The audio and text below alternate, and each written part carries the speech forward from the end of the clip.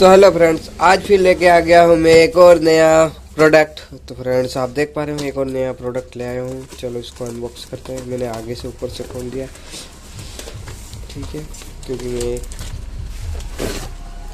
तो आपके सामने है,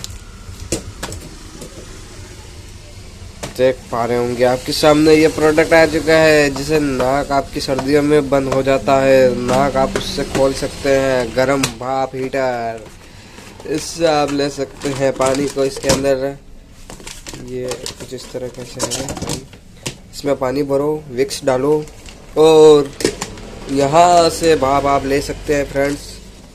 ठीक है फ्रेंड्स, तो ये बहुत कारीगर है फ्रेंड्स, आपके बहुत काम आएगा। आप इसे कांटेक्ट नंबर से आप कर सकते हैं, इसे ऑर्डर भी कर सकते हैं। ठीक है, मायूक कंपनी। ठीक है, तो फ्रेंड्स कैसा लगा मुझे अनबॉक्स करना है इस प्रोडक्ट को, प्लीज़ मुझे कमेंट बॉक्स में ज़रूर बताएं। और चैनल को जल्दी से जल्दी सब्सक्राइब कर दें, लाइक करें, बेल आइकन को ऑल पर सेलेक्ट करें। मैं इसमें पानी गर्म करके भी आपको वीडियो बना के बताऊंगा। ठीक है फ्रेंड्स, इसके लिए आपको मुझे करना होंगे 2 लाइक्स, ओनली फॉर 2 लाइक्स का मैं एम रखता हूँ।